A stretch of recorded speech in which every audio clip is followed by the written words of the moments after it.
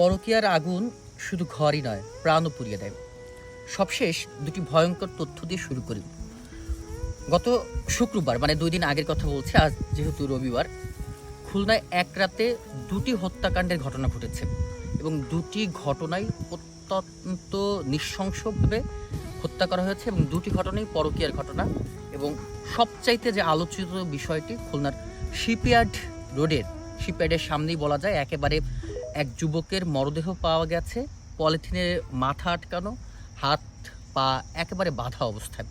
এবং এই ঘটনাটির রহস্য এখন পর্যন্ত কিন্তু উন্মোচন হয়নি, তবে পুলিশের কাছে বিষয়টি কিন্তু একেবারেই পরিষ্কার এবং বিভিন্ন অনুসন্ধানের মাধ্যমে আমিও যতটুকু জেনেছি একেবারে ঘটনাটি শেষ পর্যন্ত আপনাদের বলার চেষ্টা করব এবং আপনারা এই ভিডিওটি দেখলে হয়তোবা জানতে পারবেন কতটা নৃশংস হতে পারে এই পরকীয়ার পরিণতি। এবং আগের একটি ঘটনা বলি, শুক্রবার রাতে আরেকটি ঘটনা ঘটেছে রূপসার শ্রীফলতলা এলাকায়। সেখানেও কিন্তু অত্যন্ত ভয়াবহভাবে একটা হত্যাকাণ্ডের ঘটনা ঘটেছে। সেই ঘটনাটাও কিন্তু আমরা নিউজ সংগ্রহ করতে গিয়েছি এবং সেই বিষয়টিও তুলে আনার চেষ্টা করেছি। একেবারে শ্রীফলতলার ঘটনা দিয়ে শুরু করি, যেহেতু ওইটা সবার আলোচনায় এসেছে। স্বামী অপরিবর্তে এই বাড়িতে কিন্তু যে নারী ছিলেন, তার নামটা নাই বলি, সেই নারী পার্শ্ববর্তী এক পুরুষের সঙ্গে পরকীয়ায় লিপ্ত থাকা অবস্থায় একেবারে স্বামী কিন্তু ঘটনাটি দেখে ফেলায় রাত 10:30টার দিকে। বাড়ির মধ্যে থাকা দা দিয়ে ওই যে ব্যক্তি, প্রতিবেশী ডাব ব্যবসায়ী, তার মাথার ঠিক ডান পাশের এই বরাবর কয়েকটা কোপ, একবারে 2-3টা কোপ দেয় এবং বুকের বাঁ পাশে স্তনের নিচে এখানেও কিন্তু একটা কোপ দেয়। ঘটনাস্থলেই কিন্তু সেই ব্যক্তি মারা যায় এবং তার লাশকে বস্তার মধ্যে বেঁধে বাড়ির সামনে যে টয়লেটটি রয়েছে, বাথরুম, সেখানে কিন্তু বেঁধে রাখে এবং তার স্ত্রীকেও কিন্তু একেবারে পায়ে, হাত পা, মাথা, আমি গিয়ে শুক্রবার যে সকালে যেটি দেখলাম, মেডিকেলের আপনার বারান্দায় তার স্ত্রী শুয়ে আছে। প্রতিবেশী তো দূরের কথা, আত্মীয় স্বজন, নিজের কাছের যে মেয়ে, তারাও কিন্তু নেই। একেবারে মাছিতে, মানে রাতভর যেহেতু রক্ত মাথায় ভনভন করছে। অত্যন্ত দুঃখজনক একটি ঘটনা। কিন্তু তার থেকেও ভয়ানক একটি ঘটনা বলি, খুলনা যে শিপইয়ার্ডে প্রায় 2015 সাল থেকে ছেলেটি চাকরি করতেন, প্রায় 10 বছর বলা যায়। বাড়ি হচ্ছে মোড়লগঞ্জে।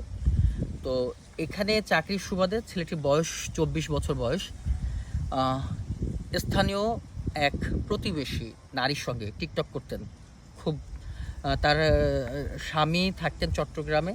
এই নারীর সঙ্গে এই ছেলে কিন্তু পরকীয়ার সম্পর্ক ছিল এবং এই সম্পর্কের জের ধরে বিভিন্ন সময় টাকা পয়সা লেনদেনের ঘটনা এই নারীকে সহযোগিতা করেছে বলে কিন্তু স্থানীয়রা জানিয়েছেন। এবং সবশেষ যে ঘটনাটি, এই যে ছেলের সঙ্গে একটু বিচ্ছেদ বলা যায়, দূরত্ব হয়ে এক সামরিক যে সদস্য, তার সঙ্গেই কিন্তু এই নারী প্রেমে জড়ায় এবং সেই ব্যক্তিকে নিয়েই একটি নামকরা প্রতিষ্ঠান, যদি বলা যায় একটি বাহিনীর সদস্য সে এবং ওই নারী, এবং সেই নারীর আরও কয়েকজন সঙ্গীও ছিল, তার আত্মীয় স্বজনরাও কিন্তু ওই দিন রাতে, প্রায় শুক্রবার রাতে, তার বাড়িতে নিয়েই কিন্তু নির্মম এক হত্যাকাণ্ড ঘটনা ঘটে। এবং আপনারা যদি দেখেন, অত্যন্ত মর্মান্তিকভাবে এই ছেলেটিকে হত্যা করা হয়েছে। একেবারে হাতের আঙ্গুল থেকে শুরু করে এইখানে হাত বাঁধা, পা বাঁধা এবং পলিথিন দিয়ে, সবুজ একটা পলিথিন দিয়ে গলা কিন্তু এমনভাবে বাঁধা অবস্থায় রাত 4টার দিকে লাশটি কিন্তু ফেলে রাখা হয় শিপইয়ার্ড গেটের ওখানে। তো ফেলে রাখার পরে কিন্তু স্থানীয়রা কিন্তু লাশটিকে শনাক্ত করতে পারেনি। মুখ খোলার পরেও মানে এমন নির্মমভাবে হত্যা করা হয়েছে, একেবারে চোখ টোক মানে কালো হয়ে গেছে এবং গলায় দড়ি বাঁধা নৃশংসভাবে।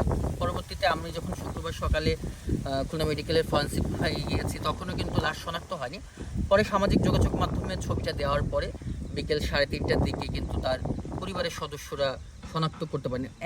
ওই যে শিপইয়ার্ডের যে ব্যারাক কলোনি, সেই কলোনির এলাকার ওখানেই কিন্তু, যেখানে বাসা, আশপাশেই কিন্তু নিয়ে হত্যা করা হয়েছে ওই মেয়ের বাড়িতে। এবং মানে সব থেকে দুর্ভাগ্যজনক ব্যাপার, যে হত্যা করেছে সেও একজন পরকীয়া প্রেমিক বলা যায়। 2 পরকীয়া প্রেমিকের সংঘর্ষ, যদি সংঘর্ষ বলা যায় না, যেহেতু এই ছেলে বুঝতেই পারেনি যে তাকে এমনভাবে পরিকল্পিতভাবে হত্যা করা হবে।